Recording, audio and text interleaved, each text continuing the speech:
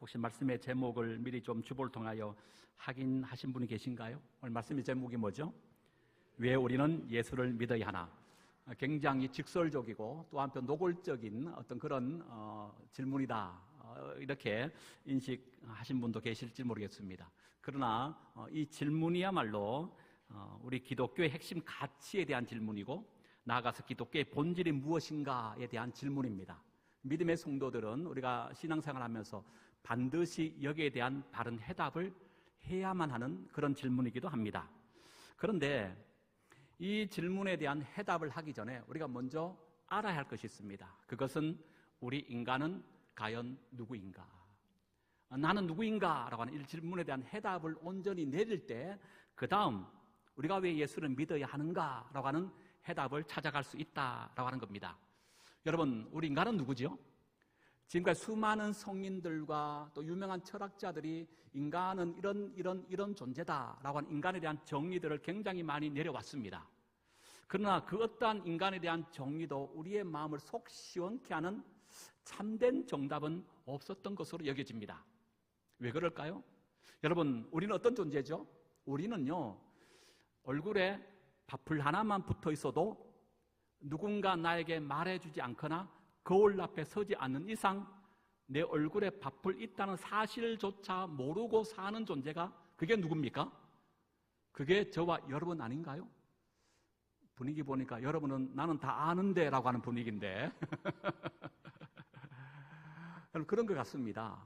여러분, 이처럼 우리 인간이 인간의 눈으로 우리 자신을 바라보면서, 아니면 또 누군가를 바라보면서 저 사람은, 우리는 이렇다라고 정의 내린다는 것이 굉장히 어리석고 한계가 있다라는 것을 우리는 확인해 볼 수 있다는 것이죠. 그래서 우리 인간이 누군가라고 하는 바른 정의를 내리기 위해서는 우리가 우리 자신이나 누군가를 바라보고 정의를 내릴 것이 아니고, 우리 밖에 있는, 우리보다 더 힘이 있고 능력이 있는 어떤 분이 계시다면, 그분이 심지어 나를 창조하시고 만드신 어떤 분이라면, 그분께서 나에 대하여 어떤 정의를 내릴 때 그 정의는 정확한 것이고, 그것이 바로 진정한 해답이 아닐까요? 왜 그럴까요? 여러분, 이런 것이죠. 여러분, 자동차를 운전하는 사람보다가 자동차를 만드는 사람이 그 자동차에 대하여 훨씬 더 잘 알고 있는 거지요. 그렇다는 거예요. 그래서 오늘은 저는 살아계신 하나님께서 직접 기록했다라고 믿고 있는 이 성경의 말씀에 근거하여 첫 번째 우리가 물음들, 인간이란 과연 뭔가라고 하는 것들을 크게 두 가지로 한번 살펴보고요, 그 다음에 왜 우리는 예수를 믿어야 하는가 라고 하는 문제들을 오늘 성경을 통하여 그 진리들을 하나하나 발견해보며 찾아가도록 그렇게 하겠습니다. 먼저 성경에서 우리 인간은 누군가, 크게 두 가지를 말씀하는데요, 첫 번째는 우리 인간은 연약하여 끝내 죽을 수밖에 없는 죄인임을 말씀하고 있다는 거예요. 오늘 두 가지 본문 가운데 먼저 앞에 창세기 2장 이 본문 속에 보면 하나님께서 우리 인간을 만드시는데, 만드시는 재료를 이렇게 소개합니다. 땅의 흙으로, 7절에 보면 그렇게 말을 하죠. 땅에 있는 흙을 가지고 우리를 빚어 만드셨다라고 하는 겁니다. 여기 보면 땅이 나오고 흙이 나옵니다. 땅과 흙은 우리는 같은 개념으로 사용하는 경우 많지만, 그러나 히브리인들은 그렇지 않았습니다. 땅과 흙을 완전히 다른 것으로 인식했다는 거예요. 특별히 여기서 땅이라 할 때 히브리어 단어 아다마라는 단어 써요. 그 단어의 뜻은 토지, 대지, 토양, 이런 의미의 뜻입니다. 여러분, 봄철에 농부가 밭에다가 씨를 뿌립니다. 그러면 시간이 지나면 뿌렸던 씨앗으로부터 어떻게 됩니까? 자라나고 나중에 열매가 맺혀지게 됩니다. 왜 그렇습니까? 그 대지에는 생명력이 있기 때문인 것이죠. 반대로 땅에 있는 흙이라고 말하고 있죠. 여기 흙이란 것은 아파르입니다. 먼지, 티끌이란 뜻입니다. 먼지가 가지고 있는 몇 가지 특징이 있습니다. 먼지에는요, 수분이 없습니다. 거기는 영양분도 없지요. 땅처럼 재생산의 능력도 없습니다. 여기에 백날 씨를 뿌려도 허사입니다. 자라날 수가 없습니다. 그저 먼지는 후 하고 우리가 불면 공중에 사라져 없어져 버린 것이 먼지고 티끌이라는 거예요. 그런데 오늘 성경은 생명력 있는 토양, 흙, 아담아로 우리를 만드신 것이 아니고 후하고 버려 없어지는 이 아파르, 생명력조차 없는 아무것도 아닌 바로 이 흙, 땅에 있는 흙, 이것으로 티끌 먼지로 우리를 만드셨다라고 말씀하고 있다는 거예요.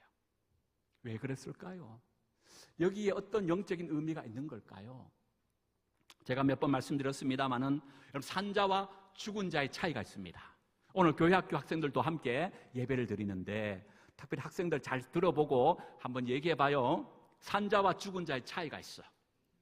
산자와 죽은 자의 차이 가운데 가장 특징적인 차이가 혹시 뭘까요? 우리 학생들 뭐 같아요? 불려지는 호칭이 달라요. 그렇죠? 산자는 어떻게 불려집니까? 살아있을 때는 그 사람의 이름을 부르거나 직장에서는 그가 맡고 있는 직책들로서 그를 대신 부릅니다. 교회에서는 어떻게 부릅니까? 직분에 따라서 그분을 대신하여 부른 경우가 많아요. 목사님, 장로님, 집사님, 권사님, 성도님이라고 불려집니다. 그렇죠? 그런데 아무리 하늘 나는 새를 떨어뜨렸던 절대적인 권세와 권력과 부를 누리고 있던 사람도 모두가 죽으면 가진 자든 가지지 못한 자든, 그리고 건강했든 건강하지 않았든, 이 땅에 어떤 삶을 살았든 관계없이, 그가 이 땅에서 어떻게 불려지든 관계없이 다 같이 죽으면 오직 한 것으로, 하나로 불려집니다. 뭐라고 불려집니까? 고인으로 불려집니다. 그렇죠? 여러분, 이것이 바로 우리 인생이라고 하는 거예요. 나아가서 또 차이가 있습니다. 입는 옷도 차이가 납니다. 살아있는 우리가 입는 옷은 의복이다 얘기합니다. 그러나 죽은 자가 입는 옷은 뭐라 얘기하죠? 그렇습니다. 수의라고 얘기합니다. 수의에는 의복과 차이가 있습니다. 뭐가 없다고요, 거기에는? 네, 주머니가 없다는 거예요. 없는 이유는 너희는 빈손으로 왔기에 빈손으로 가라 라고 하는 의미가 있답니다. 무비공이라고 하는 뜻이 말이 있습니다. 없을무, 고비, 구멍공입니다. 그러니까 콧구멍으로 들숨과 날숨을 쉴 수 있는 사람은 살아있는 사람이고, 그렇지 못한 사람은 죽은 사람이라고 하는 말이에요. 이 말은 한마디로 얘기하면 우리 인간은 이처럼 코끝에 우리의 인생이 달려있는 그만큼 연약하기 짝이 없는 존재가 누구다? 그게 바로 우리 인간임을 말씀하고 있는 겁니다. 그 성경은 이렇게 우리 인간을 소개해요. 야고보 4장 14절, 내일 일을 너희가 알지 못하는도다. 너희 생명이 무엇이뇨? 너희는 잠깐 보이다가 없어지는 안개와 같다.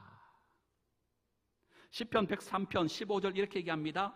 인생은 그날이 풀과 같으며 그 영화가 들의 꽃과도 같도다. 고린도서 5장 1절에 보면 우리의 인생을 가리켜서 장막과 같다라고 이렇게 표현합니다. 여러분, 안개는 아침에 잠깐 있다가 곧 사라져 없어져 버리죠. 그렇게 파릇파릇하던 들의 풀도 세상의 모든 아름다움을 한 몸에 다 담고 그 자태를 뽐내는 꽃도 얼마 가지 않으면 시들고 말라 사라져 버립니다. 지난밤 쳐놓았던 텐트도 아침에 날이 밝으면 다음 장소를 가기 위하여 거두어지고 마는 거죠. 여러분, 이것이 바로 우리의 인생이라고 하는 겁니다.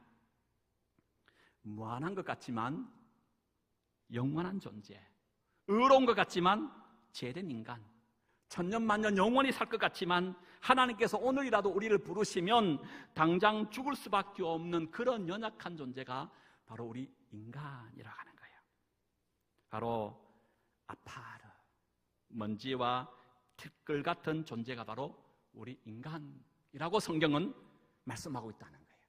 두 번째, 성경은 우리를 뭐라고 정리하고 있느냐면 인간은 죄인이라고 말씀하고 있어요.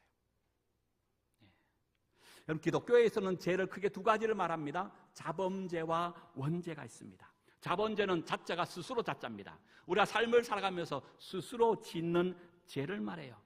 그러나 원죄는요, 내가 지은 죄가 아닙니다. 사실은 이 죄는 첫사람 아담과 하와가 지은 죄를 말하고 있습니다. 이 죄의 본질은 하나님을 부인하는 거예요. 하나님을 떠나 스스로 하나님 노릇하는 것을 말합니다. 나의 힘과 나의 노력으로 얼마든지 내 생명과 안녕을 확보하며 살아갈 수 있다. 이것이 바로 원죄입니다. 문제는 아담 이후에 모든 인류가 바로 이 원죄의 유전인자를 가지고 태어난다는 사실이에요. 그 결과 세상은 하나님 부인합니다. 하나님 없다는 거예요. 본성대로 제약된 길을 걸어가는 겁니다. 그래서 우리 기독교는 선선설이 아니라 선악설을 믿고 있는 거예요. 로마서 3장 10절 이렇게 말합니다. 의인은 없나니 하나도 없다. 로마서 3장 23절 모든 사람이 죄를 범하였음에 하나님의 영광에 이르지 못한다라고 말씀하고 있습니다. 지금까지 저는 인간이 누구인가? 하나님의 살아계신 말씀인 성경에서 크게 두 가지로 정리해 보았습니다. 첫 번째, 우리 인간은 어떤 존재라고요? 아파르, 죽을 수밖에 없는 한낱 먼지, 티끌과 같은 연약한 죄인이다. 두 번째는 우리가 어떤 존재입니까? 인간은 본성적으로 하나님을 마음에 두기 싫어하는 죄된 인간이라는 거예요. 그런데 여기에 중요한 것을 우리가 짚고 넘어가야 할 문제가 있습니다. 우리 인간 안에 내재된 이 죽음과 죄는 불가분의 관계가 있다는 거예요. 이게 무슨 말이냐면 죄의 결과로 나타난 것이 뭐냐? 그게 바로 죽음이라고 하는 거예요. 그러기에 죄는 죽음의 원인이고 죽음은 죄의 결과입니다. 로마서 5장 12절 이렇게 말합니다. 그러므로 한 사람으로 말미암아 죄가 세상에 들어오고 죄로 말미암아 사망이 들어왔나니 이와 같이 모든 사람이 죄를 지었으므로 사망이 모든 사람에게 이르렀느니라. 쉽게 얘기하면 죄와 죽음은 하나라고 하는 거예요. 그런데 여기에 문제가 또 발생합니다. 우리 인간이 죄를 짓고 그 결과 죽게 되는데 그러나 죽음으로 모든 것이 끝나는 것이 아니라고 하는 거예요. 히브리서 9장 27절 한 번 죽는 것은 사람에게 정해진 것이요 그 후에는 심판이 있느니라. 죽음으로 모든 것이 끝나지 아니하고 성경은 분명히 우리에게 말씀하기를 죽음 이후에 반드시 심판이 있음을 말씀하고 있는 겁니다. 죽음 이후에 분명히 천국과 지옥이 있다라고 하는 말이에요. 그렇다면 우리가 어떻게 아담적 숙명인 죄의 굴레에서 벗어나고 죽음의 문제를 극복하여 지옥이 아니라 영원한 천국에 들어갈 수 있을까요? 이건 한번 따라해 볼까요? 주 예수를 믿으라. 주 예수를 믿으라. 그리하면 너와 내 집이 구원을 얻으리라. 그래서 오늘 두 번째 본문 요한복음 3장 16절은 우리에게 이렇게 말씀합니다. 하나님이 세상 이처럼 사랑하사 독생자를 주셨으니 이는 저를 믿는 자마다 멸망치 않고 죽지 아니하고 어떻게 된다? 영원한 영생 천국에 들어간다라고 말씀하고 있는 겁니다. 좀 그렇습니다. 우리가 죄와 사망의 권세에서 벗어나 영원한 천국에 들어갈 수 있는 유일한 방법, 유일한 길이 있다면 오직 예수 그리스도를 믿고 그분의 말씀 따라 살아가는 이 믿음밖에 없는 줄로 믿습니다. 인류 역사에는 위대한 성령들이 참 많습니다. 그러나 오직 타인의 죄를 위하여 이 땅에 오셨다가 타인의 죄를 위하여 그 목숨을 버리신 분이 있다면 그분은 오직 예수님밖에 없어요. 한번 생각해 보십시오. 이 땅에 성인이라고 불려지는 위대한 인물들이 얼마나 많습니까?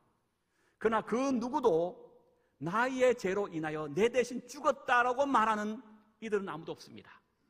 있다면 오직 한 분, 그분이 누구란 거예요?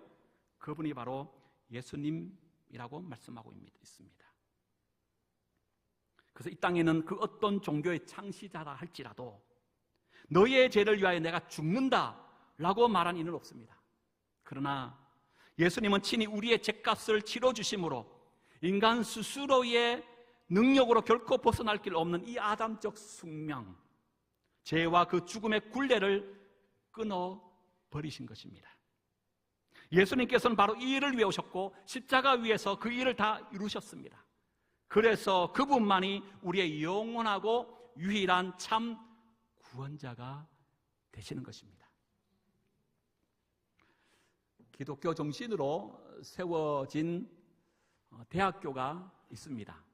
실질적으로 그 학교에서 있었던 일이라고 하는데요, 총학생회에서 학교 측에 두 가지를 건의했습니다. 첫 번째, 왜 모든 학생들이 한 주에 한 번은 꼭 첩부를 참석해야 되느냐? 첩부라는 것은 예배를 말합니다. 왜 모든 종교성이 한 주에 한 번은 꼭 예배를 드려야 하느냐? 두 번째 건의는 왜 기독교 개론을 졸업하기 전에 반드시 선택이 아니라 필수 과목으로 이수해야 하느냐? 이걸 총학생회가 학교 측에 건의했습니다. 총학생회의 공식적인 건의이기 때문에 학교에서는 그 건의를 무시할 수 없었습니다. 그래서 교수회를 급히 소집하고 함께 의논한 결과 이렇게 결론을 내렸습니다. 총학생회 학생들의 입장은 충분히 이해하지만 그러나 우리 학교는 기독교 재단, 기독교 정신 위에 세워진 교회이기 때문에 수용할 수 없다 라는 얘기를 한 거며, 총학생회가 그 결과를 듣고 다시 자기들끼리 모여서 의논하기 시작했습니다. 그래서 기독교 재단, 기독교 정신으로 세워진 학교이기 때문에 한편 이해할 것도 없다, 이해 못할 것도 없다 하는 마음을 가지고 받아들였어요. 그런데 그들이 논의한 결과 또 하나의 건의를 학교 측에 냈습니다. 그게 뭐냐면, 그렇다면 우리에게 기독교만 가르치지 말고 다른 종교도 똑같이 가르쳐 달라라고 하는 두 번째 건의였어요. 교수회가 또 모였습니다. 이 두 번째 건의는 마다할 필요가 없었던 거예요. 그걸 수용하고 학생들에게 그들의 요구에 따라서 다른 종교도 똑같이 가르쳐 주기로 했습니다. 그런데 문제가 뭡니까? 교수님이 없는 거잖아요. 기독교 재단 속에 기독교 정신으로 세워진 학교다 보니까 다른 종교를 가르칠 만한 교수님이 없어요. 그래서 그 종교의 전문 분야에 속한 공부하셨던 학위가 있으신 외부 강사를 초청할 수도 있었지만 그렇게 하지 아니하고 학교 안에 있는 교수님들이 몇 분을 택하여서 종교를 하나씩 맡아서 가르치도록 그렇게 했다는 거예요. 그런데 특별히 그 가운데 신학과 교수님이 계셨습니다. 신학과 교수님은 목사님이십니다. 신학을 전공하시고 목사님인데 학교에서 이제 교수로서 그 사명을 감당하는 거예요. 그분이 맡은 과목이 불교였습니다. 근데 여러분, 교수님은요, 어떤 특정한 자기 분야의 머리가 소위 이제 튀신 분이에요. 그러면 다른 분야에도 쉽게 머리가 튀어집니다, 사실.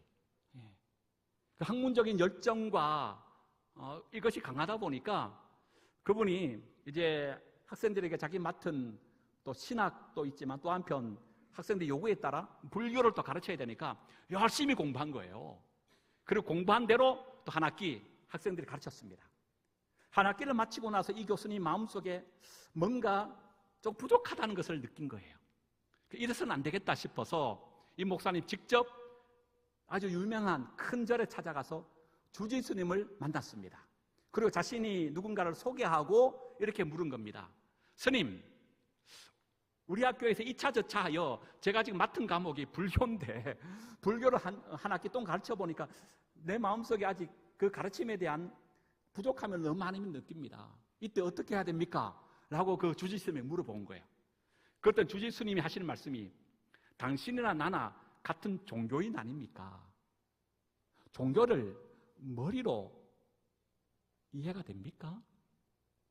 종교는 삶으로 느껴지고 삶으로 살아봐야 그 종교가 뭔지를 진정 알 수 있는 것 아닙니까? 그래서 이 교수님은요, 방학 때마다 아예 짐을 싸들고 불교에 들어갔답니다.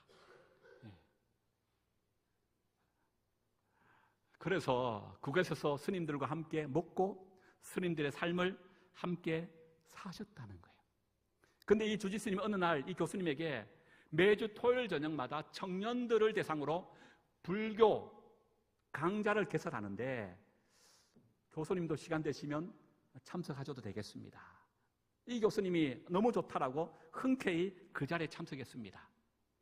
빽빽한 사람들이 모였고 다 젊은 청년 가운데 그런 나름 나이가 있는 교수님이 홀로 그 자리를 끝까지 지켰습니다. 모든 수업을 다 마치고 나서 주지스님이 이 교수님을 학생들에게 소개한 거예요. 학생들이 깜짝 놀랍니다. 그리고 지금까지는 오직 불교에 대해서만 들었는데 이분이 신학 교수님이라는 것을 알고 기독교에 대해서 여러 많은 질문을 하게 된 거예요. 그 중에 한 젊은이가 손을 딱 들더니 교수님, 질문이 있습니다. 그래, 뭐야?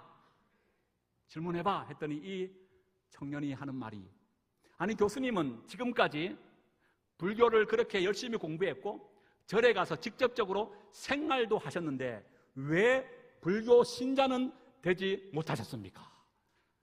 이런 질문을 했다는 거예요. 그래서 이 교수님이 그 학생에게 이렇게 답했다고 합니다. 나는 여러분들을 진심으로 존경합니다. 여러분이 여러분의 최선을 다한다면 구원을 받을 수 있다고 믿고 열심히 지금 노력하고 있습니다. 굉장히 존경합니다.